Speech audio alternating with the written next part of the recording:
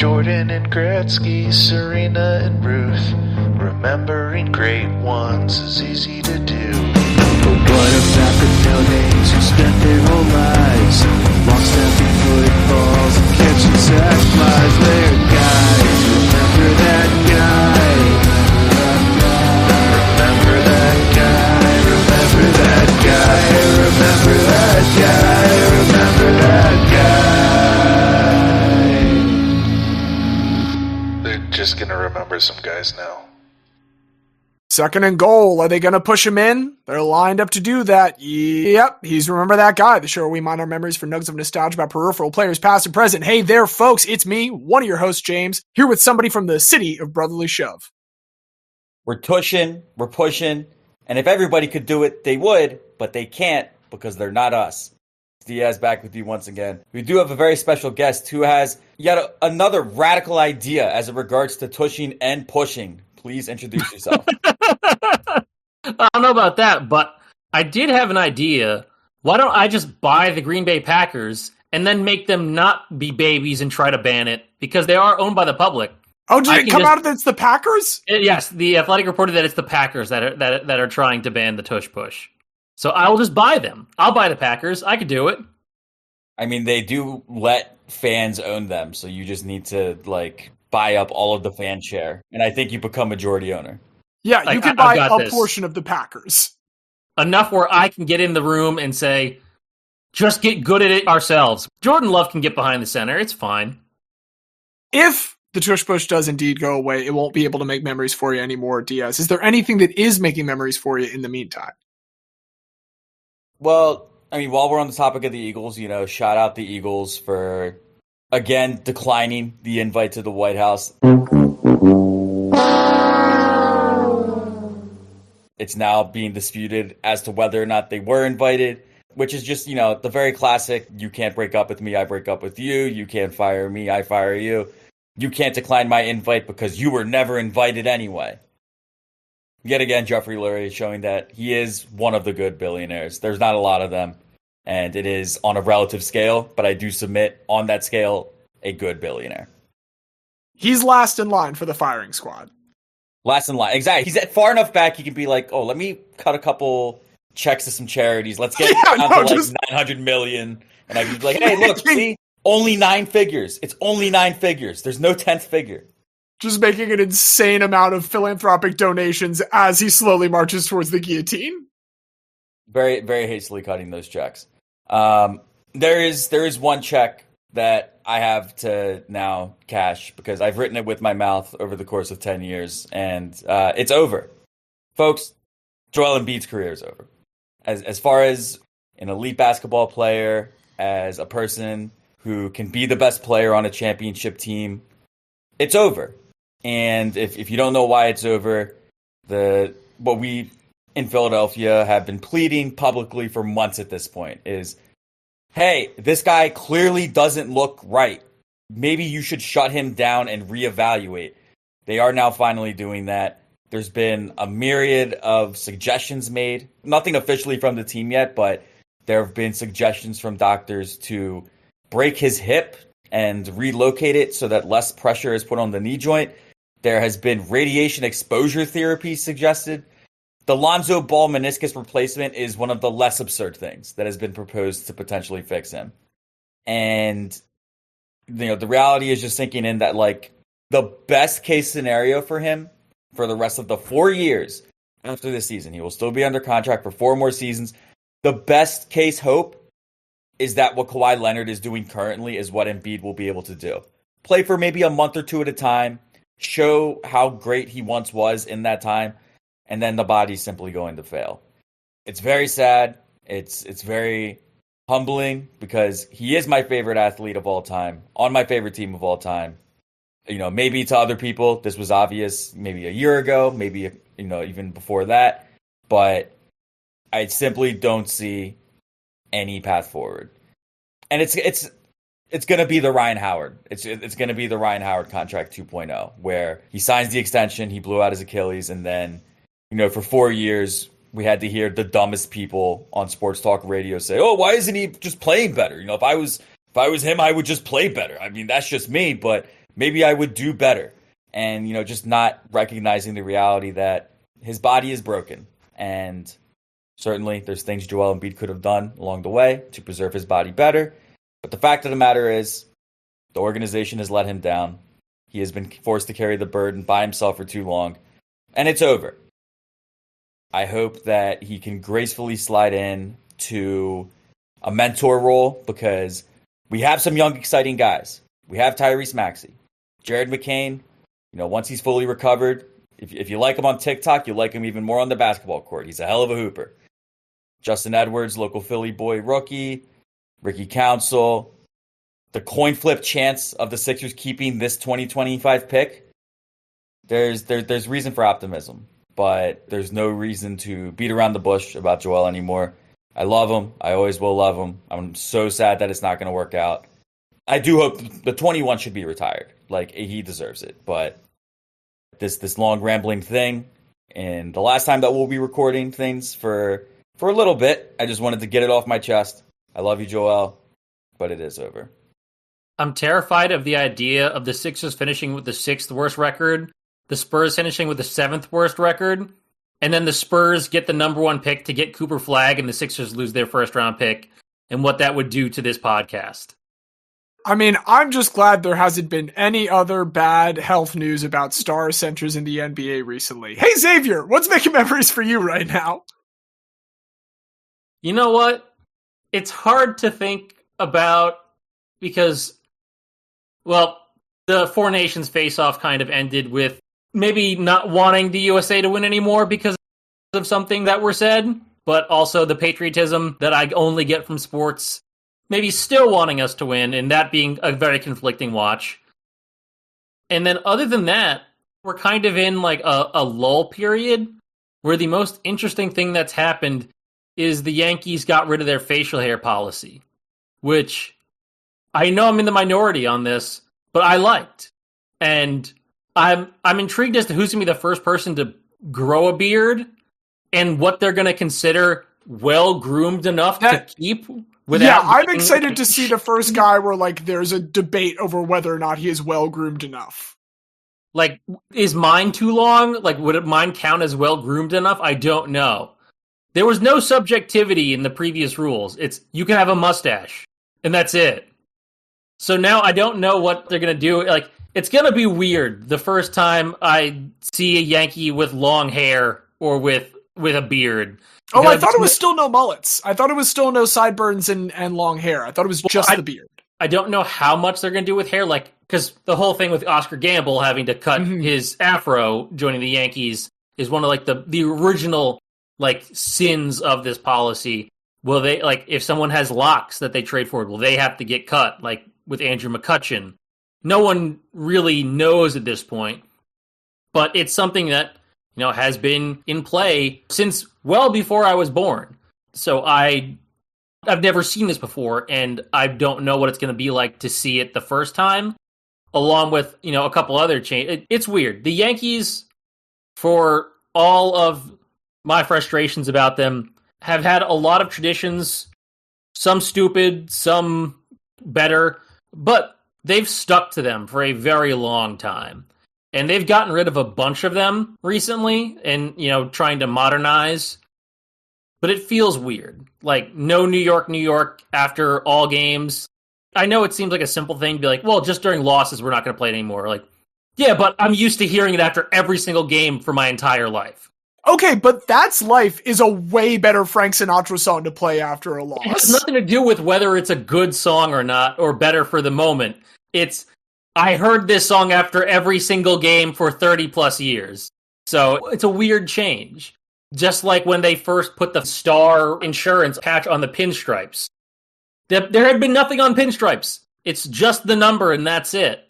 If they ever put names on the pinstripes, I might actually go nuts, because that's the last bastion of no names on the jersey. Please at least keep that. I don't know anymore. I don't know what they're going to do. I hate when visiting Yankees fans come to Camden Yards with their stupid names on their jerseys. Like, look, if you're gonna be the pricks that do that, then, like, you need to also, as fans, be the pricks that do that. Yeah, I absolutely hate anybody that gets a jersey that does not look like the normal jersey in that sense. If you get 99, we all know what you're wearing. It doesn't need to say Judge on it. That's not what Judge's jersey looks like. It just says 99. Or if you get number 2, we know what that means. Don't do it. It's stupid. It is. There's a lot of stupid stuff. As you mentioned, the Four Nations got a little stupid at the end. But on the topic of hockey, I want to take a moment to discuss art. I'm going to start calling this anytime I do it RTG, because the PWHL season, number 2, is going phenomenally for every single team not named the New York Sirens. Xavier, you and I are not having a great time. It's not good at all. It's not, but there is something we can still enjoy about this season. Because while the barnstorming tour that they have done in many cities has been a rousing success, in one of the regular cities, Toronto, there is a new sculpture on display commemorating the original 6, entitled, appropriately enough, Original 6.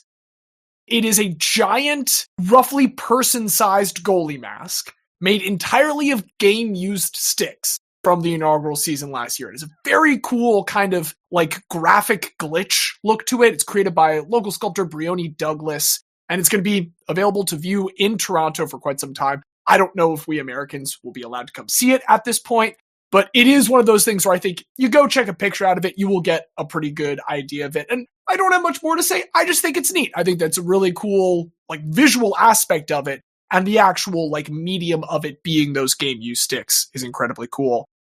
Mostly what I want to talk about, have you guys been doing crunches recently? Have I been doing any exercise recently? I do more leg raises, scissor kicks for my ab, but crunches specifically, I find they're bad for the back. Okay, but you're thinking about your core strength. I also have been thinking about abs, or rather ABS, automatic balls and strikes, otherwise known as robo-umps. MLB has been tooling around with some version of robo-umps for a couple seasons in the minors at this point. They have at times done full ABS for the games, just completely eliminating an umpire for ball and strike calls. And I'm personally not a big fan of that. Xavier, you could be a traditionalist about facial hair. I'm going to be a traditionalist of I want most of the balls and strikes to be called by an umpire. I mean, I'm with you on that because I like framing. Yeah. Framing is a great metric for determining if a catcher is good or not. Absolutely. And it's cheating, but so are a lot of things that baseball players have done throughout the years. And until they outlaw it, it should be a skill. And because most of baseball seems to agree with us, we have been moving towards a challenge system in place of doing full ABS. And I'm a much bigger fan of this. And for the first time now, a version of it is being tested during this spring training season. The rules, just in case you have not followed up on this, you get 2 challenges per team per game. And they can only be used by the pitcher, the catcher, or the batter. You can't look to the dugout. It's not the manager throwing on the headphones signal to say we want to go to the booth or anything like that. It's got to be one of those 3. And instead of doing the headphones, they just tap their head super quick if one of the 3 of them disagrees with the call. And then rather than having anyone review video, they have the cameras and stuff. They have the technology to be able to tell whether it is entered what they are defining as the strike zone for this. And the way that they have set a codified strike zone for each player, the width of it is the plate. That's very easy. The length or height of it is a little weirder. It goes from 27% of a player's height up to 53.5% of a player's height. So it does change from player to player. It isn't the way that they define it with the distance from the shoulder to the uniform letters or anything like that in the rule books. It is just these straight up numbers. So it doesn't matter if you're crouching, doesn't matter if you're standing straight up. You might kind of want to stand straight up if you're doing this now, because if you're crouching, you're just giving away extra strikes and balls. And like football, you do also get to keep using these challenges if you are correct. And it's not just you get a third if your first 2 are right. You get 1, and if you're right, you can keep using it as long as you don't get 1 wrong. Do you guys know who the first players to be involved in an overturned call were? I did read this, but I can't remember right now. I saw a clip of Pete Alonso, but I don't know if he was the first. He was not the first. It was in the very first spring training game of the season between the Los Angeles Dodgers and the Chicago Cubs. So the batter was Max Muncy, and he argued a called strike from pitcher Cody Poteet, if you will. Baseball history for major league games, at least, if spring training games do count as major league games. I also think it's fun that Eddie Rosario, of those same Dodgers, has already lost one. Eddie Rosario kind of notorious for not necessarily having the best command of the strike zone. And that's something I'm interested to see, because when he's wrong, he's burning one that the rest of the team has, both their batters and their pitchers. And so that's what I'm most interested to see in terms of like how managers influence this. Is Dave Roberts going to have to pull Eddie Rosario aside at some point during spring training and be like, hey, dude, you clearly don't know ball. Like, I need to let the other players get a shot at this. For what it's worth, some managers like Terry Francona, who is managing the Cincinnati Reds, which I was reminded of the other day just looking through news, they're like, oh yeah, Terry Francona manages the Reds now. He's telling his players, if you are going to break camp with the major league team, I don't want you to worry about this, because it's not going to be in effect in the majors until 2026 at the earliest. They're going to do a lot of surveys after this, kind of get the feel from players, fans, other members of the team, organizations, etc. So like his players that are going to go to the minors, where this will still be in place, saying, yeah, no, you're fine. You keep using it. You've been using this already for a couple of years now, so feel free to keep getting used to it. Major league guys, don't worry about it. But this is just an interesting thing to watch during spring training baseball games this year, because baseball games are back. That's really the thesis of this. There's baseball games again. It's great. Don't ask me about the Orioles. Baseball's great. Wait, did they lower the wall yet or bring the wall in? Because I thought there was something they were talking about doing, bringing the wall in. Yeah, no, the wall's different again. It's like not as short as it used to be. It's not as long as it used to be. This is the tweet about turning the dial on racism and looking back to the crowd, except it's just turning the dial on the wall and looking back to the crowd for approval. And stupid fucking Orioles, man. They're just trying to Goldilocks it a little bit. This one's just right. But as Diaz alluded to, real quick before we get to our meat and potatoes today, I do want to acknowledge we won't be recording again for quite some time. You will still hear our voices in the coming days. We do really hope that you check out Elite, the project we keep plugging about our dear Joe Flacco. But yeah, just want to take a moment to say, hey, thank you as always for joining us. We'll say that at the end of this episode, but truly, before we sign off for a very extended period of time, I've recorded a lot with the two gentlemen that are speaking with me in the past month and a half. And it's going to be weird to not do that for another month and a half at the earliest. So check out Elite. Check out the episode of the 1988 Topps Baseball podcast that I will have appeared on by the time this episode came out. We got to talk about a guy, and we'll just leave it at that. And that's all I got for right now. But what we have in just a moment is another intersection of tech and sports. Look at that. We've got the host of tech podcast Better Offline coming to us from Cool Zone Media, Ed Zitron. And we will also be talking about some dumb tweets, as we just were a second ago with The Wall. And that's the last teaser that I'll leave for that. It's a great segment. Hope you enjoy it. Hope you continue remembering guys in our absence. Let's go ahead and throw to our segment with Ed Zitron right now.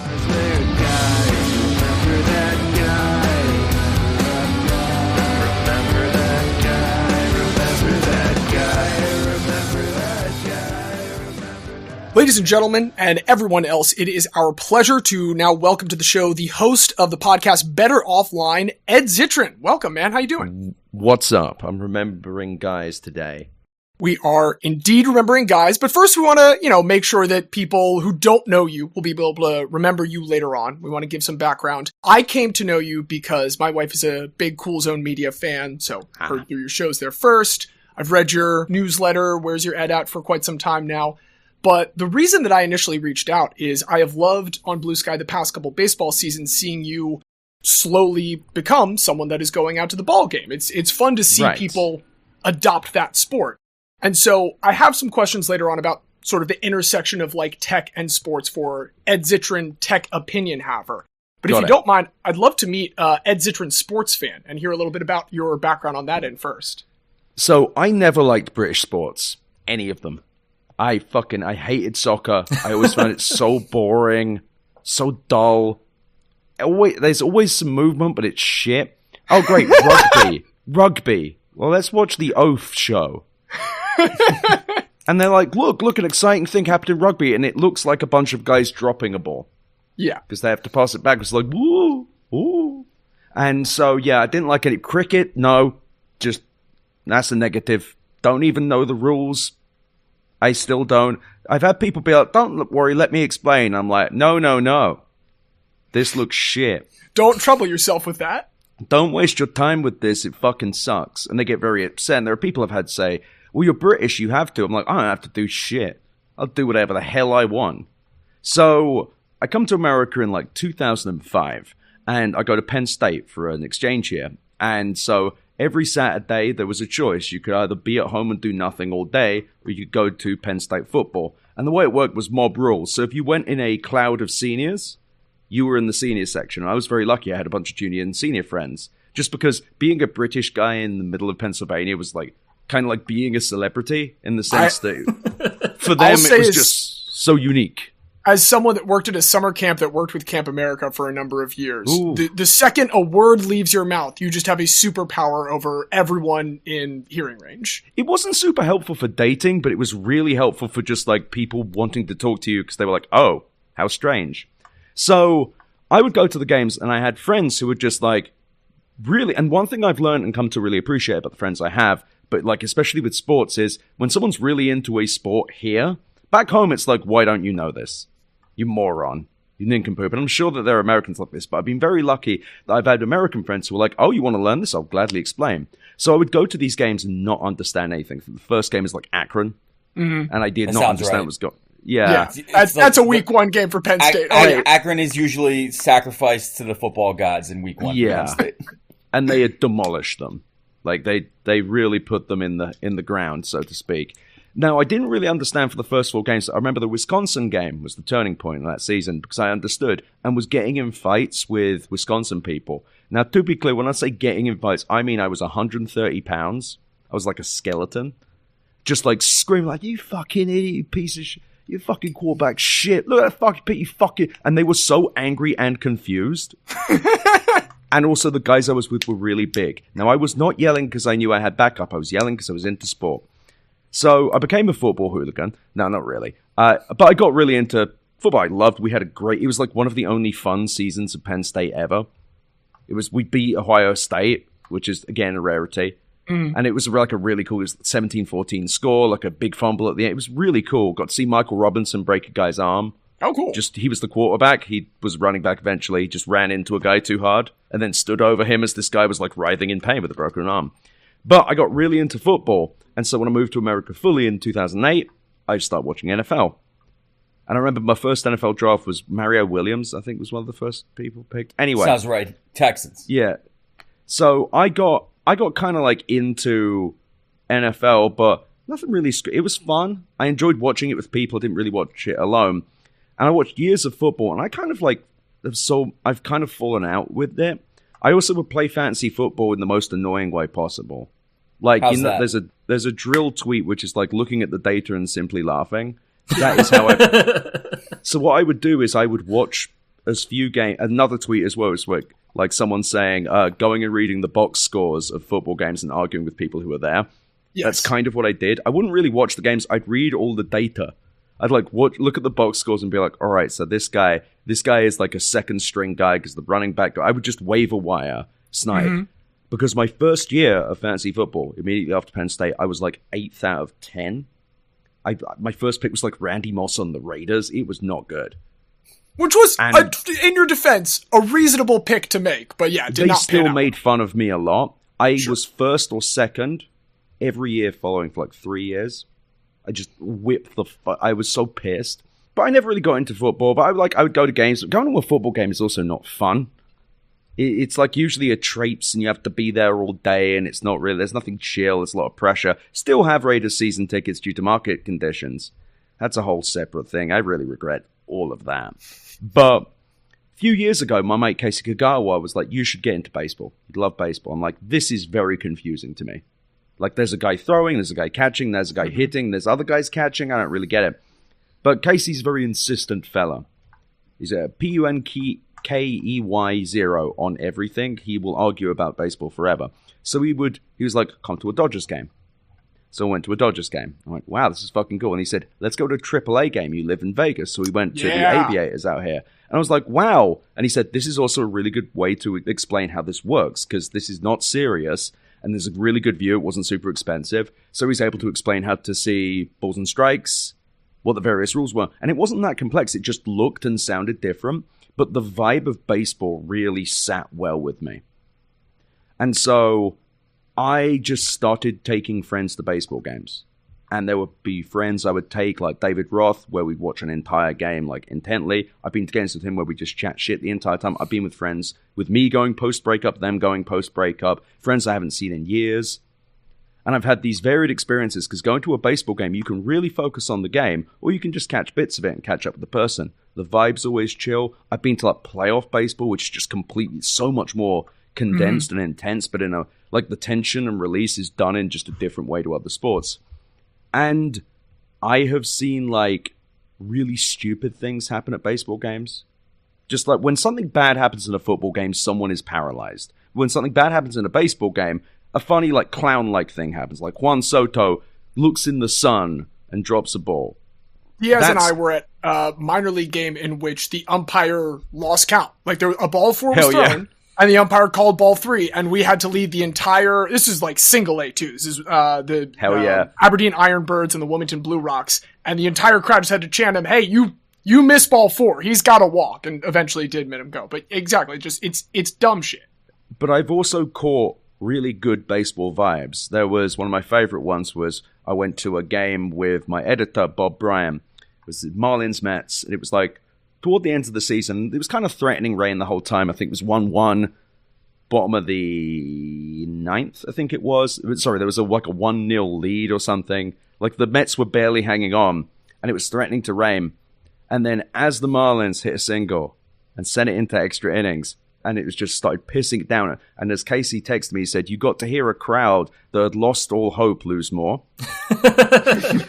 And I turned to my editor and I said, "Hey man, is this Kafkaesque? I never read the book." And he just looks at me. He's like, "Yes." Like he was just all like of baseball really is Kafkaesque. No. Just like them fucking everything up in the final inning, sending me into extra innings as it just pisses down. It just like sheets of rain. But I've also seen, like, Padres-Dodgers at Petco. The kind of oafish, closest to, like, college football, I think that, like, the dumb, goofy energy of you can't tell whether they're saying, "Let's go Dodgers" or Padres. Everyone is acting like they're 17, regardless of their age. It's, like, bumping. It's so intense and, like, tall in there. And baseball's just, like, this magical thing. Like, I have never had, that's not true. I saw a Yankees-Orioles game in, like, the late 2000s. That was stinky. But otherwise, it was like when the Orioles were like a punchline, and the Yankees were most decidedly not. But baseball, I've just found is this thing where I will go with total sports freaks, and I will go with people that don't really care, but kind of I took my father. We went to a Giants game at Oracle Park, but it was like the Reds Giants, and we got to see an inside the park home run. We got to see Ellie steal a few bases. It was, like, really fun and silly. And, like, neither team was good. Neither team seemed to really know how baseball worked. Ellie De La Cruz was having a good time. And with baseball, you can also be like, I like that guy, even though he's on the... There's less of that in football. There's less likable guys. And I think it's because their bodies are constantly being destroyed. The brain damage doesn't help. And it's just so intense as well.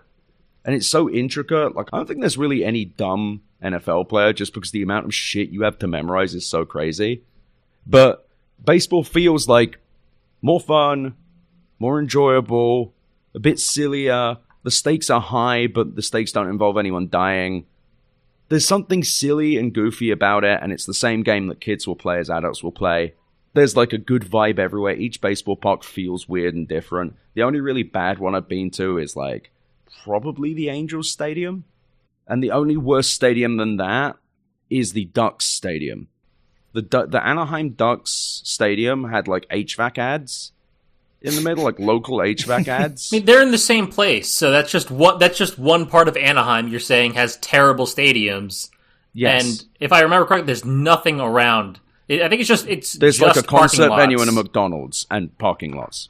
It's really I feel nothing when I'm there. The Ducks place though is so weird. It has the lighting and vibe of a conference. Like, it feels like CES. I can't believe they have a fucking Stanley Cup. I can't either. That team was dog shit. Yeah. Well, so, and speaking of, like, the history of the Stanley Cup for the Ducks, which would have come before your time there, as a, like, latecomer to sports, we're here on a sports history podcast, do you find that you have tried to seek out the history of the sports to like further supplement, or UK kind of just existing in the present moment of it now? Do you look to be more of a student of it and go back and have that background information of what's come before? I mean, Bartolo Colon alone was worth the trip back in time. Like, Casey will send me guys and be like, check out this guy. Like, I'm still picking stuff up. Like, I didn't really learn about the Yankees. I'll give you a really good one, though. So I'm not a huge basketball fan. I do not enjoy it on TV. I enjoy it in person. I just cannot watch it on TV. It's dull to me on TV. In person, I fucking love it. I did watch The Last Dance, and I know that this is propaganda, but because I had no predisposition towards Michael Jordan other than Space Jam, another great documentary you should check out. My view of it was, who's this guy? I know he's good at basketball. This man's a fucking sociopath. Mm-hmm. Everything he did in it, I'm like, this man is an actual... His goal was clearly to be like, I am the reason. I believe him that he's the reason they got those championships. But Darth Vader was also very effective in the Empire growing. Like, his whole thing was he got so upset with so many people that he insisted on playing harder, even though it destroyed his life and upset everyone around him.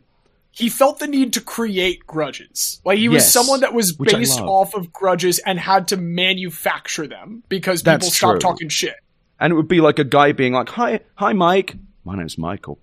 I'm gonna hate that man for the rest of my life. I did, however, watch The Bad Boys 30 for 30, which I really enjoyed. That's a great one. Best of Enemies, the Celtics-Lakers one. But I really like the KG one on Showtime. Mostly because it was mostly KG just being like, here's a story, and then he tells some story about being very rude to someone.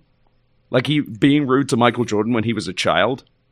KG's wonderful. I'm so glad I watched that one. Delightful. And I've never had this interest in British sports. The idea of watching a documentary about some soccer pervert makes me want to die. I also haven't felt this with the NFL. It's weird. Like, no NFL documentaries ever... I watched the Aaron Rodgers one. That's the Aaron Rodgers of it all. But I've tried watching bits of other ones that I've now completely forgotten. Like, I've tried. I'm just like, I don't care. I don't care. Like, it's just weird. But you give me a foolish baseball thing. Like, I didn't... I'm going to really embarrass myself now. The extremely famous baseball player who just died. Ricky Henderson? Ricky Henderson. So, not growing up in America or knowing baseball, I realize how silly it is me not knowing who that was, even off the top of my head. No, that's not silly at all. But I think it was foolish... Bailey's fucking brilliant. He's so good, yeah. He did the series between Ricky Henderson's Oakland Athletics and the Toronto Blue Jays, which there's a really good segment of that in the Dave Steve documentary that Secret Base did, where they just, like, for 15 minutes, like, we're going to have to interrupt with a different documentary about Ricky Henderson real quick. But what Bailey did, which was so good, he's so good. And especially from my perspective, where I'm like, I have no predisposition toward any baseball stuff. He just found all of the Ricky Henderson footage he could find and strung it together and walked through it. Good Lord, was that useful. Because I obviously had no experience of this incredible baseball player. And I had Casey just sending me numbers. Casey also sent me this, but Casey was like, yeah, he had this. I'm like, mate, it took me like 5 articles to realize how good Ricky Henderson was, but being able to watch that was so fascinating. So there is a degree of, like, when I really get into the history stuff, I'll go deep. It just is so variable which of that I enjoy. Like, what parts of that I actually get into. Like, I still don't know who Sandy Koufax is. Like, pitcher? Pitcher, yep. Pitcher, there we go, that's a good one. I just, like, there's just bits which are but it's also kind of delightful because I'll randomly be like, wow, this Ricky Henderson guy sounds really good. Well, I mean, baseball has the most to just discover at any given time, which I think is great.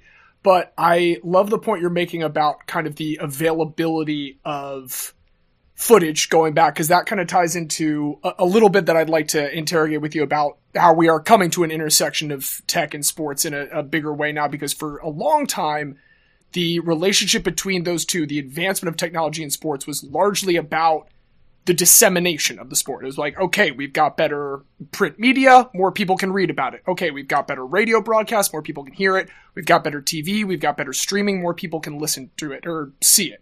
And we've hit the plateau, I think, of people being able to view and consume it. And so now the advancement of sports is more tied to the granular look at statistics or the granular look of officiating, and you are a more like critical or cynical voice in tech. I don't love cynical too much because I feel like that's a little too negative, but you are a critical person of a lot of the advancement of tech in the world. And I am curious about what your feelings are as sports kind of continues this nonstop march towards, okay, we have to have video review of everything. We have a billion data points about every pitcher's delivery, every batter's swing. And whether you like think as someone that looks at the encroachment of tech in a lot of different realms of our lives, whether that is an all in all good thing. I think it and I'm just writing something at the moment, not while I'm on this podcast, I promise. This whole thing about why I love tech and why everyone's so angry. And a big thing is that software and things like this are not inherently bad. It is fucking cool we can tell how fast Justin Jefferson runs.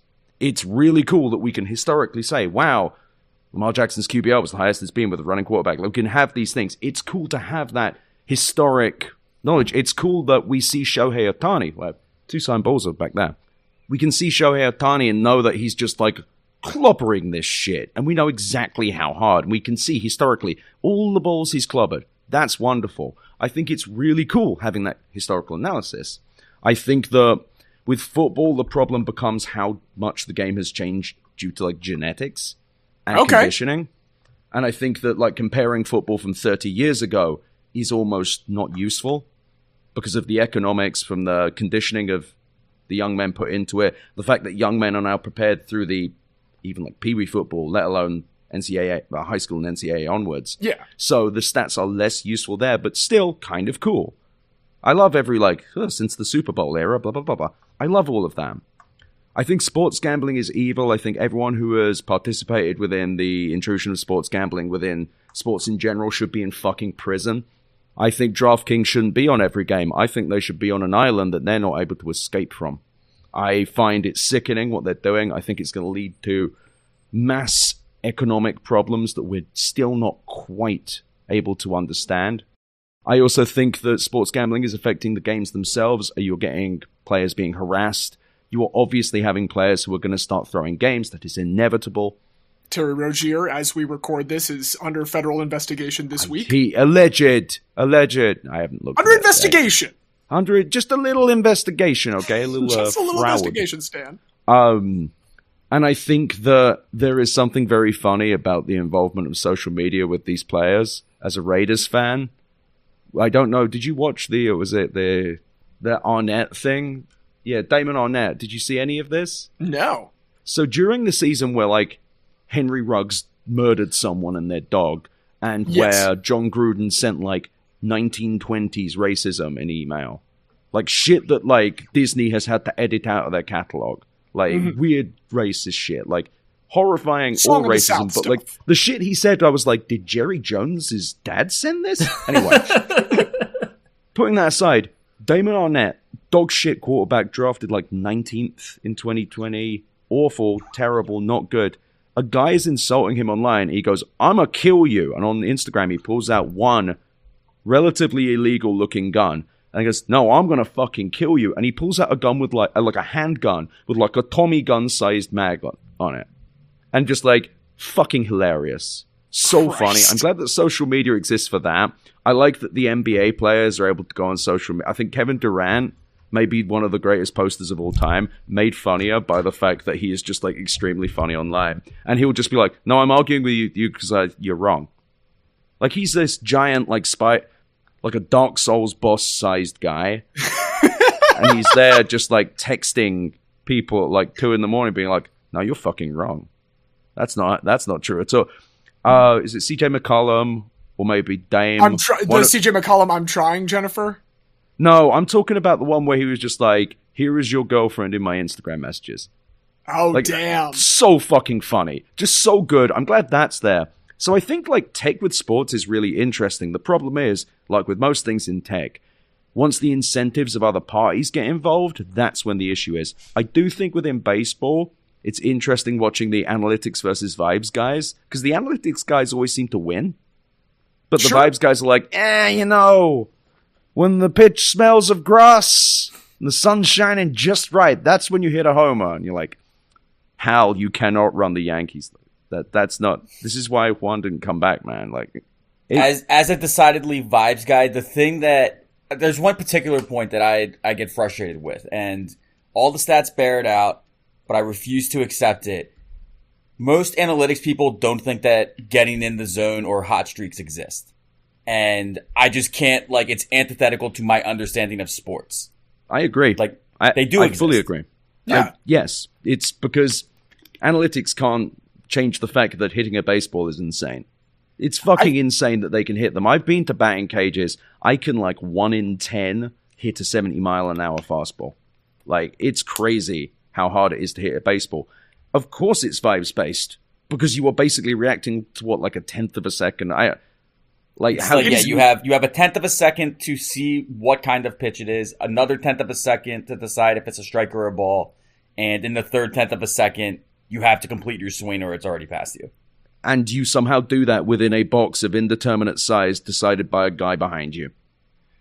I think the thing that we're hitting on is a point that I tried to hammer down while writing out the notes for this, which is I think the good thing about stats is the better explanation of the human element, like being able to look at StatCast and seeing, hey, Logan O'Hoppe, the catcher for the Angels, had the 3rd best launch angle in all of baseball last year. Logan O'Hoppe is, in terms of like getting a ball the exact trajectory that you want, the 3rd best player in baseball in 2024.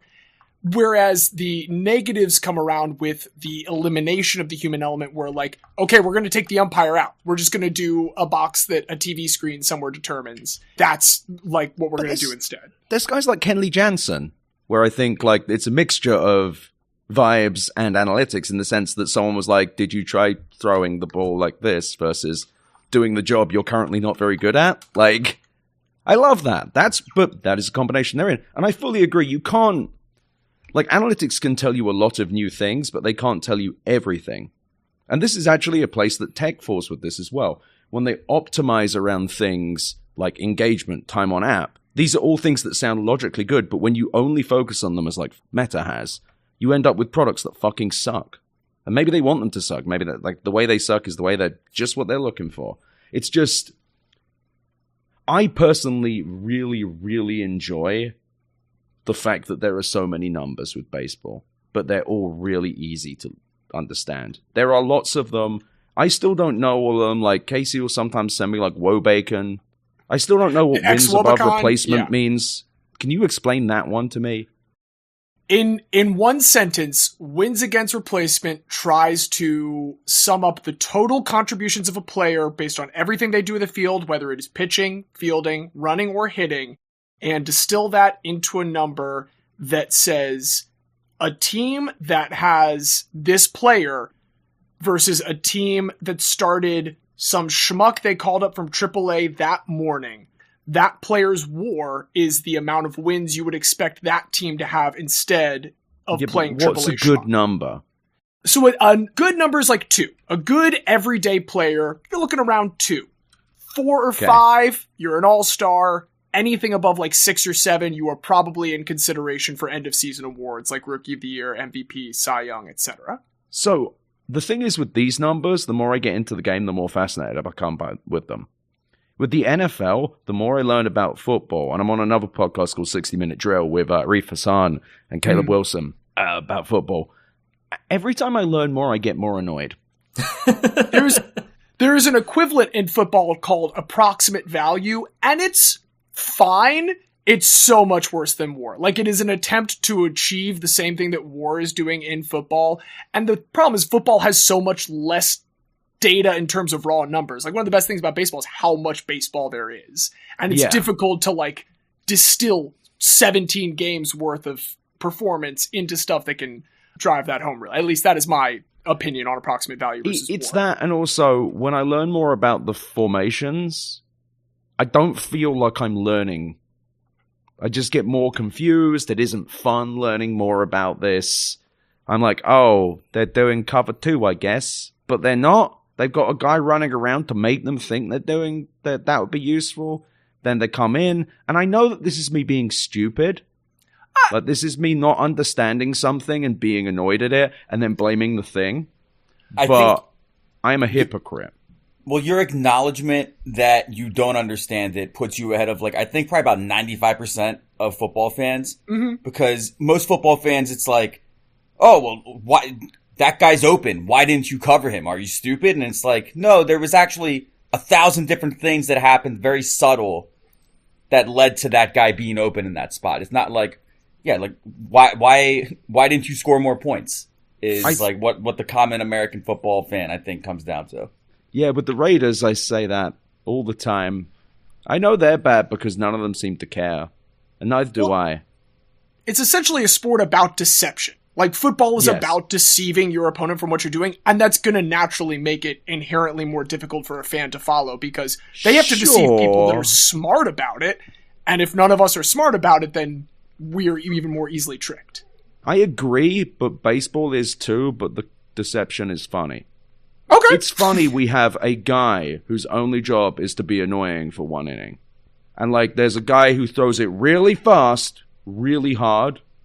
Like, was it Felix Bautista, the mountain. Yeah, yes, who's back this season. Just a guy who, like, guns it.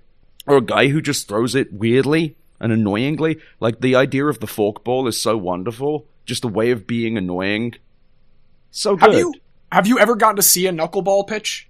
No, I haven't. Oh, man, we got to get you some R.A. Dickey tape. I've seen, like, it on, like, video, and one of my earliest, was it a knuckleball with Daisuke Matsuzaka? The one, I didn't watch baseball at the time, but I remember them paying him millions of dollars to meet. Was Daisuke a knuckleballer? Daisuke wasn't a knuckleballer. He had a special pitch that was called a gyro ball that was essentially if a forkball broke the opposite direction. Oh. He was like the only guy they had ever seen throw it like that before. And I remember seeing him getting paid $14 million just to meet with them and being like, wish that were me. I'm like, how do I get that kind of job? You just show up and they give you money? Still working on it. But I like baseball because that kind of trickery is whimsical. And in football, it's very hard to see and enjoy. Like, I'm sure if I get to, like, Arif's level, where he is just so smart and so capable of seeing this, and Caleb as well, maybe I'd enjoy it more. But the process would involve me watching the NFL. And I just find so many football games bad. Red Zone's amazing. Red Zone, as far as technological achievements go, NFL Red Zone is up there. I've not tried Big Inning yet, though. It's harder with baseball because, like, at any moment, someone could score. There's not the, like, approach of it. You know, Juan Soto comes to bat. Juan Soto's in scoring position while he's at home plate. So my last question goes back a little bit to what we were discussing a second ago with the gambling. Something that I don't know if you officially coined it, but a term that you've used a lot, at least since February 2023, is the rot economy. I did actually. Okay, there we go. I coined it with Casey. Like, awesome. And I did it because I was listening to the Elden Ring soundtrack. Ooh. That connects a lot like of dots. Every single name for anything you've ever heard other than Better Off Lime is pretty much me thinking, what should I call this? Okay, nothing else. There we go. But it is, to try and sum it up, and you can correct me if you think this is inaccurate, but is this hollowing out or this, like, bastardizing of tech products to just essentially continue making the number go up? There's just that above all else. And I, in thinking about it, have kind of fixated on the language of rot specifically. That's kind of what my question is about, because when something is rotten, it doesn't get unrotten. Like, you can cut away the rotten parts of a thing, but you are left with a different thing or less of that thing. And so if we were to look at gambling and sports, I don't know if it was your intention with that word choice to kind of imply that this is an intractable change or something that if it is going to change is going to take away some amount of the thing that we love. And I guess the question is essentially, should fans of sports, when we are thinking about the things that are rotten about the sport, be worried that that we're not going to be able to go back to prior to that? I think the question is, what are we going back to? The things that are really fucked in sports right now aren't impossible to deal with, other than sports gambling. I don't know how they walk this one back. And I worry about that one more than anything. That's the only one where I'm like, I don't know how we unring this bell. Yeah. Other than making this illegal, which is never going to happen. Well, an hour before we hopped on, when we were recording this, Pat Hoberg, one of the best umpires in the sport, has just been, fired and banned from baseball because he had like a tangential connection to it. It's clear that it's now gotten into the officiating of it and everything. I just agree with you. I really don't know how to fix it. If one of the best young umpires, and yes, he has been so far said to not actually do the gambling on baseball, but he deleted a lot of text messages about it, so... That's what you do when nothing happened. Exactly, yeah. It's going to take a Black Sox scandal. That's what's going to have to happen. It's going to take a Super Bowl game or a World Series or some other extremely high-profile game that we find out later was thrown or the outcome was predetermined in some way, and that will be the impetus to block it, because right now, I am also on your side, Ed. I have never gambled in my life. I do not like gambling. I am very anti-gambling, and I do not like how every time I watch a sporting event, which is very frequently, because I like pretty much every single sport, all you see is gambling content. Half of all the Premier League teams in England right now have gambling sponsors on the front of their shirts, most of which are Asian companies that do not exist in real life. They are fake companies that are doing it for some sort of branding for a pachinko parlor that no one can ever do, or... It's Skloob, the Russian state media-owned company that raised $17 billion that no one can actually see. Yeah, that's pretty much it. There's like Fun 88 or Bet 80, like some. It's bad. I hate it, and I think it's only going to take... It'll take a massive event being corrupted by gambling for anything to happen. Or a mass shooting. I mean, we know that unfortunately that's not going to change anything. We, as an American, that doesn't do it. Believe me, the chance of, because all of the outcome of the last election, all the things that people have been worried about, comes down to young men. And I don't think that that's it at all. But nevertheless, there is a growing problem of young disenfranchised men. And that is absolutely the men's fault. But nevertheless, the societal conditions that have created sports gambling, the growth of crypto, everything like this, comes down to, and this is a bipartisan, cross-cultural, cross-gender thing, a sense of helplessness and a sense that we cannot progress in the world or accumulate wealth. Men's reaction to this is to seek vice, is to seek men like Andrew Tate who will tell them the actual convenient solution is women are the problem. That's why you're unfuckable, because they should be doing it versus you being unfuckable in some way, and offering them quick, easy solutions like get big money, get cigar, get woman sexy time, and gamble. And you are smarter than the system. It's what crypto is built on. It's what DraftKings is built on. The sense that you can take advantage and have control over random events and be rewarded for it. And these apps are inherently exploitative. These things also create the conditions. I live in Las Vegas. I haven't gambled in years, but I like playing craps. I know it's a game of chance. I don't go in there being like, and now watch me beat the casino. I don't think the ease of access to sports gambling is going to create more sane terms. When Robinhood started offering options-based investment, so the ability to take futures, so to say, I believe this stock will go down in a few days or weeks or months, they led to at least one suicide. Sports create mania within people. Money creates mania within people. I worry about the societal consequences, and I worry about someone actually harming someone over this. A player, perhaps. Yeah, I mean, players talk about how many threats they get now about this. Yeah, do you not think that... Thankfully, sports people have never been proven to be violent, and it's just the conditions that things like this create, where people rush to grow larger and larger pots of money based on incentives that we barely understand. They create actual societal collapse. I'm not saying like riots or anything. I'm saying people are going to get hurt, and they're already being hurt. And... I know, very dark way to take this podcast. I apologize. I mean, we asked the question. We can now, I think, bring it to a sunnier moment. We appreciate you sharing some of your expertise on that. Our expertise is not tech. It is guys. And that is what, after all, we want to discuss here.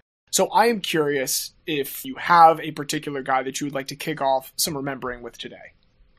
So, famous Spanish wide receiver Bernard Berrian. Okay. I am not familiar with Mr. Berrian. How are you not familiar with... Chicago Bears, right? Yeah, you weren't playing fantasy football in 2006, huh? I was not playing fantasy football in 2006. Or I did like not the come years into after fantasy when he was with the Vikings? Okay. He's like a classic like B+ player who like won you a few games. Was he one of your waiver wire pickups? I believe so. I believe it. I've never forgotten his name for some reason. He was like looking him up, 3rd round pick. What a peculiar one. But he was born in Spain.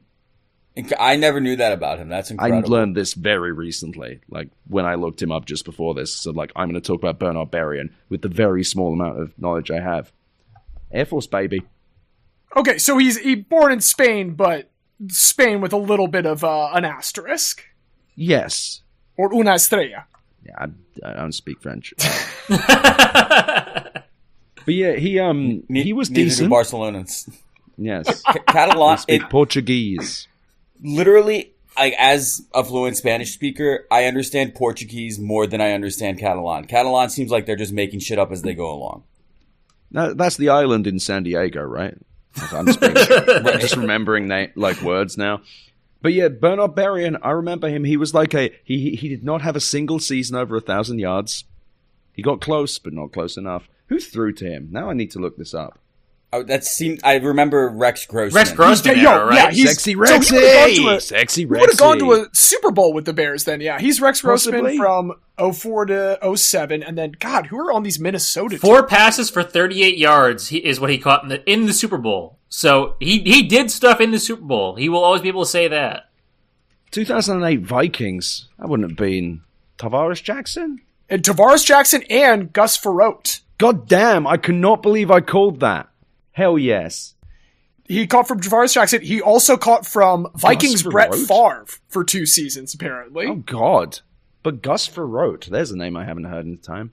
I Just believe like looking Gus at names. Frerott's most memorable contribution to football is he once scored a touchdown and then headbutted the wall and concussed himself to knock himself out for the rest of that game. That was when he was with Very Washington. cool.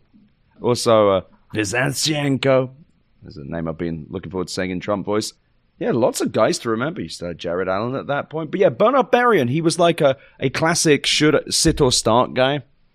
Like he was like one of the classic, like very much a wide receiver 2 option. Like you were happy to have him, but he wasn't winning you a game. Well, and he's playing with some great other receivers. Like he's with Percy Harvin and Sidney Rice on the Vikings. And I mean, Adrian Peterson is there also. And I'm trying to see some Muhsin Muhammad on the Bears. Muhsin Muhammad on the Bears just really loved the NFC North. Really interesting for a guy from Spain to just post up in Illinois and Minnesota for 8 years. His nickname was B Twice. That's what it's saying on Wikipedia.com. Oh, man. Okay, the Wikipedia is making me very happy because 2 things I see are that he was on Guy Fieri's game show, Minute to Win It. Whoa. And he was also on Chad Johnson's Ocho Cinco The Ultimate Catch dating show, where he gave Ocho Cinco dating advice for some of the girls on the show. Which, I can't believe that show exists, and I can't believe that he was a main member of that show. He was also referred to as the Silent Assassin by the ChicagoBears.com. That's a better nickname. No, I don't know if that's a great one for like football. Right, there's enough actual crossover concern there. It's also just like a very noisy game. Yeah, I would refer to anyone like as silent in that. Dude, he caught passes in Chicago from Rex Grossman, Kyle Orton, got Chad Hutchinson, Jonathan Quinn. Man, the best quarterback he probably ever had was that 1 year of Brett Favre with the Vikings. Yeah. Wait, Jeff George was on that Bears team. Who's that? Jeff George, so it just came out earlier today. I did a deep dive on Jeff George. The best way to sum him up, he was the first overall pick in 91, and he was said to have $1 million arm and a 5-cent brain. Nice. You can imagine, very much, if you saw Rex Grossman, Jeff George, imagine if the talent was doubled and the mental capacity was halved. And that's very who Jeff good. George was. Real oaf. Oh, yeah, very much. And he had a mullet. Oaf core. Oh, yeah. I think the NFC North is the most oaf-forward division in football. Oaf- I'm oaf willing to core? make that. Like they're oaf maxed. They was are a oaf good maxed, year they're for oaf pilled, oafs. they're in their oaf era. There's a lot of fucking oafs in this as I'm looking Well, through Rex all of Grossman these was a lists. real oaf. Even very early to my football watching, I was like, look at this guy. Just like, what are you doing? Are you good or bad? A question that fans have been asking ever since. the first quarterback to be memed in my memory was Rex Grossman, because I think I've told both of you guys before. Rex Grossman was the best comic series of all time. What was this? Rex Grossman was essentially, it was like green text posts on 4chan, and it's like, see a 10 out of 10 cutie pie in the 5th row. I gunned the football at her stupid boyfriend. He's carted out on a stretcher. I walk back to the sideline. Coach says that was 4th down. I don't care. She's my girl now. I'm a champion. I'm Rex Grossman. Was that Rex's personality? Very much so. I think it would have been funny either way. Yeah, it was, Right. at the very least, it's the one that was superimposed on him. Because like Jay Cutler kind of always had the opposite one, where he seemed like put out that he had to go and do this every week. Oh, yeah. Like, I've he was never just seen like, anyone enjoy football less than Jay Cutler. yeah, he really, and it didn't seem like he was like an Anthony Rendon depressed. It was just like, oh, great, this again. And all of these fucking people are yelling at me. Oh, great, I threw the ball to the right guy. Ugh. I'm gonna go home and have sex with my goddamn beautiful wife. Fuck this shit. I'm gonna Jay go Cutler, smoke on the sideline. That's all I was going to say. Certainly, the blue tent, they would have put it up just for him to inhale a cigarette real quick. I mean, they should let them smoke. They should let them Bring it game. back. They should let them smoke. They should let them drink. The first Super Bowl, the first MVP, Max McGee, was a backup receiver who didn't know he was going to play. And he showed up. So he went out drinking the night before. And then when he showed up to the stadium 2 hours before kickoff, they said, all right, Max, you're starting. So he inhaled a cigarette, went to do his warm-ups, and then caught like 5 passes, 3 touchdowns.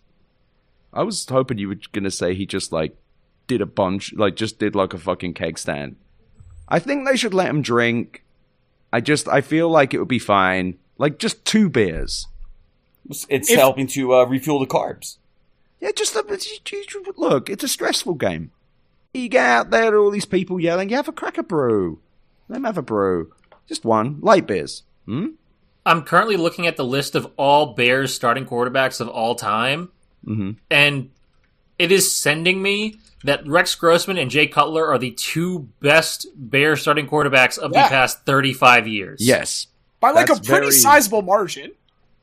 I feel like Justin Fields got mistreated. Absolutely. He's put in a position to fail. But also had Jay Cutler level enthusiasm. He looks like a bulldog chewing a wasp at all times. Just like good or bad day, he just looked like put out. Like he looked like a young couple, like where he looked like the woman and a young couple in a Michaels just after an argument. Just like folded her arms, fucking pursed her lips. Every game with Justin Fields. Now, I kind of get it after the first few seasons in Chicago, though. I was going to say, is it a pre-Chicago Bears thing, or is that a product of being the quarterback for the Chicago Bears? One of these fucking pigs, the Chicago Bears fan, like, harassed him in a store and, like, take a picture. And he looked so pissed off. It's like, yeah, you seem really fucking annoying.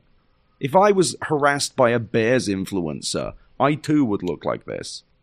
Except I'd be getting my picture taken in the police station. So, if I may share my new fact about B twice, my new favorite thing about him. In 2007, with the Chicago Bears, he plays with a running back named Adrian Peterson. And the next year, his first season with the Minnesota Vikings, he plays with a different NFC North running back named Adrian Peterson, who then overlaps with that first AP for 2 years. There were multiple running backs. Yeah, there were famously 2 different Adrian Petersons. Named Adrian Peterson. If I had a nickel for every one. There was How confusing. Oklahoma Adrian Peterson is the one you know. And then there was Georgia Southern Adrian Peterson, who was a little older, a lot less effective. Way to pull the college. God damn, Diaz. Good fucking pull. Well, Delaware football obviously runs through my family. Adrian Peterson broke 8-year-old Diaz's heart in 2000s when Georgia Southern came in and just dominated the Blue Hens. So I'm going to read this quote from Roto World. According to ESPN 1500 Twin Cities, Bernard Berrian was released by the Vikings because not only did he not care about improving, he never even feigned interest in the team. It wasn't just that Berrian missed team meetings and gave little effort on the field. He also had a reputation for being more interested in, and I quote, fashion and celebrity status than football. A former teammate said that he'd be willing to bet that Berrian didn't even know the names of several current Vikings players. Even if teams were willing to overlook Berrian's declining athleticism, his attitude is a major turnoff. Just like, I love it when guys like this do this. When there's just stories about them, they're like, I don't fucking care, man. Like the whole Jamarcus Russell thing when they gave him the empty playbook. Magic. Like this, when you're that rude, I think that it kind of go like a horseshoe theory thing. Like it just comes back the other side to being cool. Oh. Bernard Berrian from 2006 to 2008. I'm looking at his fantasy stats now, since he's someone that is clearly lodged with you as a fantasy team. He was averaging double-digit points in PPR leagues, 2006, 2007, and 2008. So those last two in Chicago and the first one in Minnesota. This is like for a fantasy, flex spot. Maybe I don't think you put him in your WR1 or WR2, but like I'd say that's a respectable flex if you were not great at drafting. Yeah. You can get by with them as your two. Going to two. be available. You're going to need a good tight end and a good quarterback, but you can pass with him as your two. So I got to the other horrible thing I do in fantasy is I'm on a fantasy league with a bunch of guys from Twitter. Don't really go on there other than to look in there. And for 3 straight years, I have missed the draft, auto-drafted, and made the playoffs, if not the finals. And this year, I was going to break the league where I did not draft any starting running backs. And I lost by 3 points. Damn. It was so... I know, and I was saying, like, you're lucky I lost. This league would be fucking over. May I ask which running backs you ended up getting after not drafting any? Oh, Ekeler, I think. Okay. And Madison. Jordan Madison? Alexander Madison. Right. Jordan And he was a Madison's waiver not wire fucking pick. I don't even remember what fucking moron I picked. Like, it was not like a good time, but I made it through the waiver wires. That's funny because like 0 RB is very much a draft strategy. Like I won't take one until the 8th round is usually what they mean. But yeah, I mean you had full commitment to it, or your auto drafts had full commitment to it. Also the other I got like Devontae Adams, Lamar Jackson, Justin Jefferson. Like I had like really good, like really good other players. Just my running backs were just like a broom with football pads on it. Like it was insane. And then, like, I think, was it Jacoby Ford when he took over? He got me through a playoff game. Was it Jacoby Ford? Jerome, yeah. Jerome Ford. Ford. Mixing up my J's there. I'm now looking at Bernard Berrian's Twitter. What's he up to? Is it still What's active? Berrian doing? Yeah, but like all of it's mostly Instagram stuff. Never Forget, posted October 22nd, so it's probably not 9/11. Let's see. You are targeted. Damn, it's broken.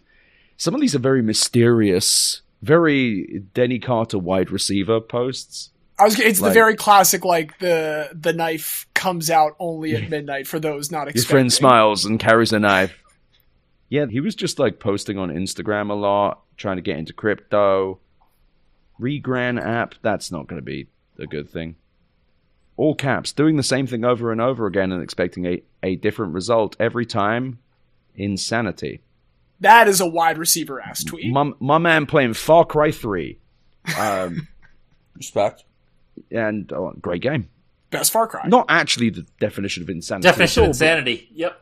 Woman love obliques on men, comma, and ampersand. I love this sexy ass crease on woman. Good God. These are good.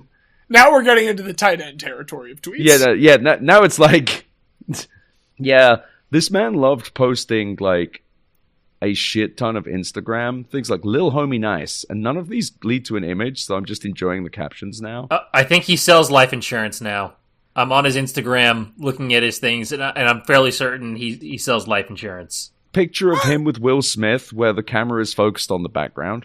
So, like, both of them are blurred. That is the most, like, 2008 asked photo I've ever seen.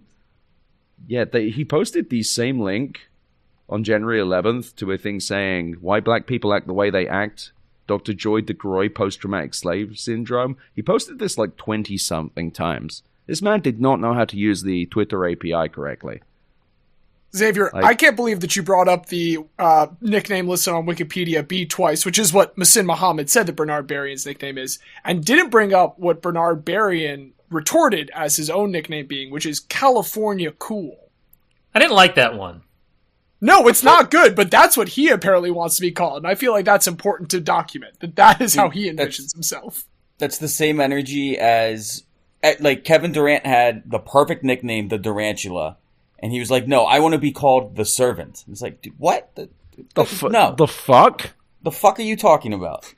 The only nickname that a player desperately wanted that I do wish had caught on, and a lot of this is my personal preference as a Spurs fan, Tim Duncan desperately wanted to be known as Merlin in the NBA. Tim Duncan is a huge fan. He's a huge fan of Arthurian legend. Like, he goes to Renaissance fairs. He has a tattoo of Merlin, like a full chest on one of his pec tattoo. Just fucking loves Merlin and wizards and shit, in addition to, like, Jenko jeans and StarCraft. Nope, he's the big fundamental. He will always be that. He doesn't get a choice in the matter. So I will respect Tim Duncan's choice and continue to refer to him in my head as Merlin. So, classic wide receiver post on here. It's a video of a meme with some sort of film scene that I'm not going to watch, where it says, when you try and change for the better, common, but your dark side keep haunting you. Now, you may I mean dark side, but he did not get the K in there. That is like a classic wide receiver post. That's like possibly the most wide receiver post I've ever seen in my life. And most of these are like very like dull posts. Another great wide receiver post. Confidence comes from keeping promises that you make to self.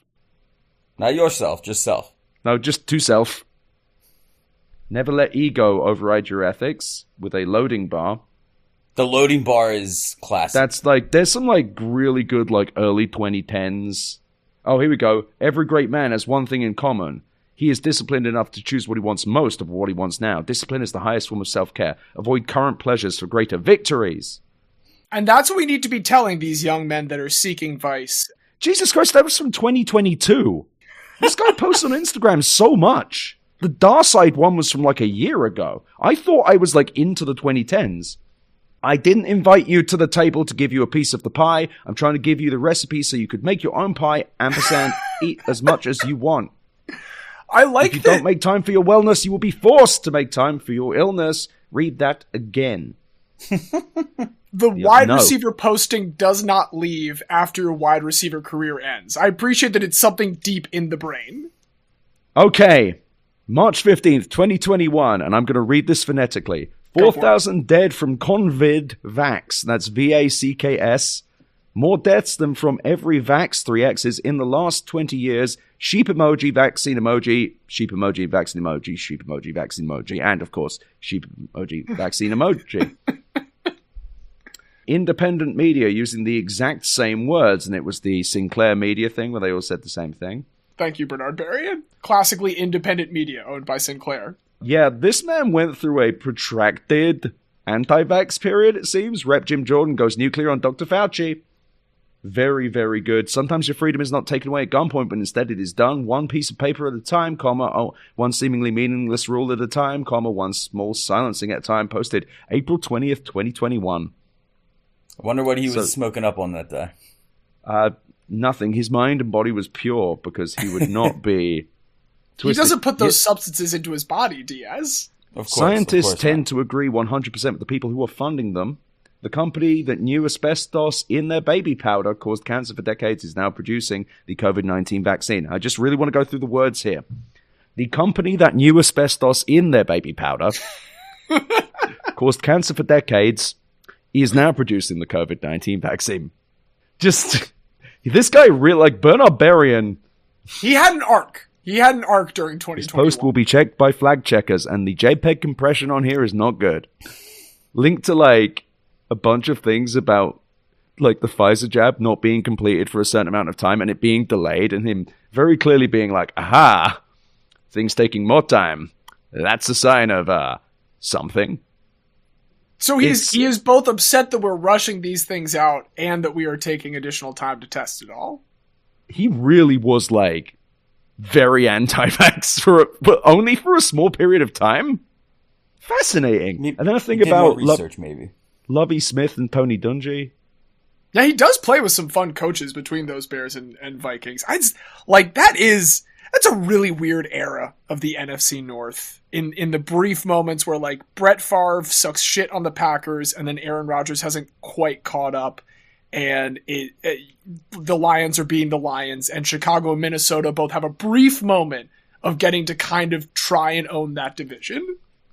January 30th, 2021, post from Charlie Kirk. Not great. Not great. What's weird is, like, this was a bubble of sorts. Like, this was just, like, Bernard Berrian's, like, right-wing kick. What a guy to remember. Yeah. He just had a phase. Because you had to dig back pretty far for us to get any of these. I like that it is seemingly gone. And then there's a bunch of stuff about insurance.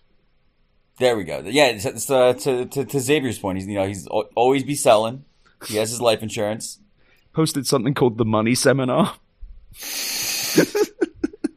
Which is better than anti-vax, but not by a lot. I love going to the Money Seminar. Wonder what they talk about. Oh, God.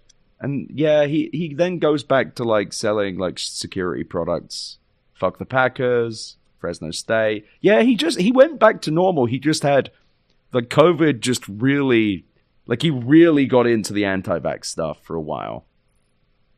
Everyone's brains got broken in a different fashion for a little bit. It does seem as though he's largely pieced his back together from at least those first. He's gotten back to the standard online wide receiver, which might be its own kind of broken brain, but it's at least a broken brain we know. Yeah, there was a whole, like, election denial thing.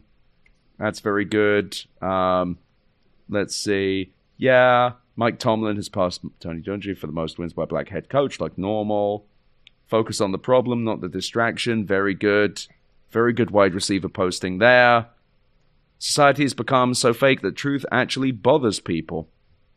That's a wide receiver tweet. That is so good. I love seeing that, because, like, you can make jokes like Denny did, but seeing them in the real world interspersed with just, like, very insane stuff, like, really, really, like, very much, like, you can see kind of the path where he goes from, like, two evils, referring to the Democrats and the Republicans. You're like, okay, sounds good. And it's like, sure. Dr. Fauci, and you're like, oh, buddy, no, don't go down that.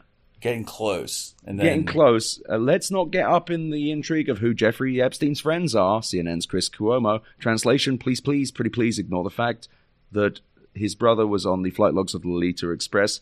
Hell yeah. Chelsea Clinton, JPEG compression is fucked on this.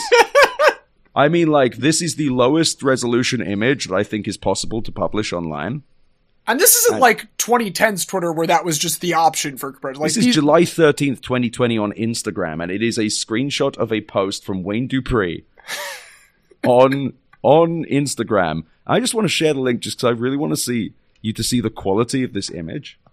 Oh my god, like, each individual letter of this is maybe 8 total pixels. You know it's good when there's, like, Ghislaine Maxwell and Chelsea Clinton. Oh, here we go, a bets thing for how Ghislaine Maxwell died. She is still alive. And, of course, and I'll stop doing these now because there are so many. Just a post from a screenshot of a Twitter post, Vaccine Truths. And no proof, no data, it's necessary. No proof, no data, it's safe. This is terrible. I did not know anything about... I thought this guy was just going to be a man with what would eventually be diagnosed as CTE, who still made a lot of money and is otherwise like just kind of like a guy selling insurance, versus a guy who appears to have had, like, a very dark year. Like, just like with occasional things like Joe Biden isn't ready to end qualified immunity, which is a thing to be angry about. And then a thing about how, like, masks are a form of oppression. That part's not good. Oh, here we go. Last one. There's George Carlin. There's always a George Carlin one with these guys. They love fucking finding a George Carlin and being like, people won't post this anymore. Anyway, that was a fascinating investigation into Bernard Berrian's social views in 2020 and 2021. I'm so glad we went over that. I have now learned so many more things about a guy than I ever thought I would learn. Would you still get him on the waiver wire if he was available today, this next season? I mean, if I had not drafted any wide receivers, yes. When you end up with exclusively running backs, Bernard Berrian will still be available for you. Yes, and I will draft him. I will draft him first. There was I forget who it was, there was someone on Twitter who always used to draft, like, guys like that. Guys who hadn't been picked. Like Josh Rosen. Like, with the first draft pick, they picked Josh Rosen, even though he was, like, not on any team. Very good. I made sure in my most recent championship to add James Robinson to my team, strictly for the vibes. And, now, remind and me we why won. that was... Remind me why that was funny? So he was just an undrafted running back for Jacksonville. Oh, okay. That came out of nowhere. When Leonard Fournette decided to put on 50 pounds and get traded, James Robinson was the beneficiary. Nice. Okay. And he was actually good though. Yeah, he was. So he won Diaz the championship one year. Yeah, he finished like top 5 as a rookie. And then at the end of his second season, like just completely shredded his knee and like bounced around for a couple years after that. Right. But, like he was really good for a while and then, well, not so much. And then as quickly as he happened came to his up body. as quickly as he went out. It was the true case of the stars that burn brightest burn the fastest. That's Jacksonville, baby. It's very, very sad. Duval. Yeah, that new guy that they've got. The coach Liam Cohen? He does. I've been watching the Jags my entire NFL. I've known that they were cursed. This is the most cursed guy they've ever got. He looks like he's doing improv every time he comes out. He looks like a Tim Robinson character. Someone else said that online. He looks like a Tim and Eric character. Sure, okay, and yeah. He looks like one too. Like he's like the Cinco coach. Duval. He's like, I don't like him. Like, I just don't like his entire energy.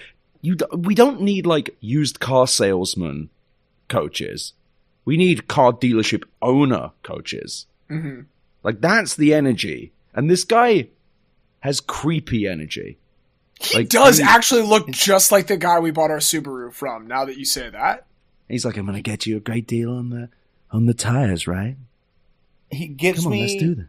I haven't heard him speak a ton, but the energy I get is very much like when Mark Zuckerberg was trying to appear human the first time he spoke before Congress. It's kind of the same energy I get. So, with Zuckerberg, I get it. Zuckerberg, I think, is just a vessel. I think Zuckerberg is just like, he doesn't feel much. I think this guy has Bates Motel energy. This guy has damp energy. Zuckerberg, I would describe as a dry guy. This Liam guy, damp. There's a slop to him. He looks like someone who has like an allegations section in his Wikipedia. Controversies. Let's see if he does. Where did they find this fucking guy? He was Tampa OC with Baker Mayfield this last year. He does have Tampa energy. Actually, no, he really doesn't. He has like Jacksonville, like rejected Florida energy. His face. Like, there's a really specific cut. He looks like a Ren and Stimpy character. Like, the chin and the grin, I don't like it. I think it might be because he's in a suit, because when he's in a polo, he looks way more He doesn't normal. look like he's supposed to be in a suit. Like, when he did the introductory press conference, it looked really unsettling to see him, like, all dressed up in a suit and tie. But also, the way he said Duval was not good. Duval. Like, he should be looking like he should be saying not guilty. Anyway. Well, we've learned some new things about Bernard Berrian, but... and ourselves. and ourselves, and Liam Cohen. But I do think that if we are talking about guys that are ultimately there to spark remembrances, we went down a bunch of different rabbit holes from Bernard Berrian. And while there may be some potential character concerns from a couple of those years, it does seem from the most recent posts as though that might have been a phase. And, football, we work in many phases. I think, looking at Bernard Berrian's body of work and looking at the memories that he's able to jigger, I think Bernard Berrian is a worthy nominee for the Hall of Guy. I'm curious if the two of you have any other deliberation. Oh, no, I love Bernard Berrian. Definitely featured on some of my teams as well. And, yeah, just like he's the classic, if you need 10 points, he'll get you 10 points. Yeah. If you need 20 points, he'll get you 10 points. That was Bernard Berrian. I could do 10. Well, he'll get you like 9.5 and you fucking lose. Like, right. Oh my god. Yeah, those are. I once was eliminated from the playoffs on a stat correction, so like those thin margins always get me. Ugh. I mean, I experienced ties in fantasy sports in 2 different sports this past year, so I'm still riding off that. God. I had a tie In football on Monday Night Football, I needed exactly 7 points to win. I got 6.9. And in hockey, which has 2 decimal points, we had a tie as well. Absolutely bizarre. Xavier, how do we feel about Bernard Berrian? I like Bernard Berrian. I like diva wide receivers. I like diva wide receivers who aren't good enough to be diva wide receivers. Yes. But they hung out with enough other diva wide receivers that they just picked up on it. Yeah. So I'm not Ocho Cinco, but I'm Ocho Cinco's great friend who's on his dating reality TV show. So I act like Ocho Cinco. And I enjoy that very much. Well, and also, speaking of his friends, like, we can't not induct someone that appeared on a game show hosted by Guy Fieri on a show called Remember That Guy. That is true. I also very much like the fact that the diva thing, just to bridge off of that, the more I think about all of his Instagram posts and just the way he appears to have acted his entire career, yeah, the idea is like, I'm just like so fucking good. That's like a B- guy at best. Like he's like, yeah, I played with the best. Played with them. Yeah. You yourself were not. You did play with them. Oh no, I was not me. He did catch a 99-yard touchdown though. That's pretty cool. Played in the Super Bowl. He's tied for an all-time NFL record then, because there can be no longer receiving. That's the longest a reception can be. The longest play possible is 109. I think Ed Reed has that with like 2 other people, but 99 would be the max for a reception. Yeah. You know who he did it against, James? Oh, I remember that game. I wasn't going to say it, Diaz. Go Birds. I remember vividly. If it's any consolation, you were already losing that game when it happened. Oh yeah, no, it was Kevin Cobb was in. Like it was. Yeah. It was fully over. But I think we have unanimous consent here. I think Bernard Berrian, aka B twice. B twice. Not be nice. B twice. California cool. California Silent assassin. The silent assassin. The COVID skeptic. At one time. The free thinker. The very free thinker. The one thing we are certainly not skeptical about, though, is that Bernard Berrian is a worthy addition into the Hall of Guy, and a warm welcome to Mr. B twice. Welcome B twice, who will only be inducted once, but it is a joy to welcome it into the Hall. And Ed, it's been a joy to have you on the show, man. This has been great. If people want to hear more of you talk without the 3 of us chiming in, where can people find any of your writings, recordings, musings, etc.? BetterOffline.com for all of my business. You can get everything there. I did that for memory reasons, because otherwise you have to list like a link tree. Or you could do what we do and list bit.ly/rememberthatguy, all one word, all lowercase, if you want to hear any of our stuff. Thank you very much to producer Craig and the coders behind him. Thank you to the folks at Riverside for this particular recording. And thank you, as always, to musical director Don Ham for our lovely theme music. But most of all, thank you, dear listener, for joining us for another discussion of guys. We hope you will join us next week, as the week after this comes out, we should be debuting part 1 of our 8-part series on Joe Flacco. Thrilled to finally be releasing Elite for everyone to hear it. We've worked very, very hard on it, and sure do hope that you check it out. But in the meantime, I have been one of your hosts, James. I've been the very special guest, Xavier. I am Lord of the Pigs, Ed Zitron. And I've been Diaz. And as Ric Flair always said, to be the guy, you gotta beat the guy. Woo!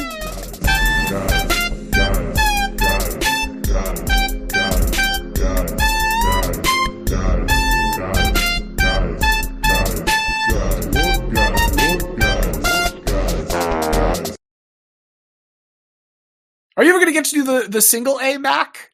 Do you get just Mac, or is it exclusively Mac? I mean, as far as basketball goes, I'm not so sure that I would put single A over double A. I think double A is better. Fair. And they do have rankings that measure those things. So, like, there is at least some formula out there that I would say if I was correct or not. What's it? I'm on the RPI by conference. Oof, this is bad. Okay. For which one? I've got the top 20 for RPI for conferences right now. First, SEC. Then Big 10, Big 12, Big East, ACC, Atlantic 10, Mountain West, Conference USA, Missouri Valley, then the American in 11th, then the Big West, Ivy, Big South, CAA, Southern, Sun Belt, MAC, Horizon League, MAC. So MAC Horizon League MAC is 18, 19, 20. And you don't want to be below the Ivies in any of these things. Dude, the Ivies are actually like low They're key, fine this especially year. recently. It's a frisky season for them.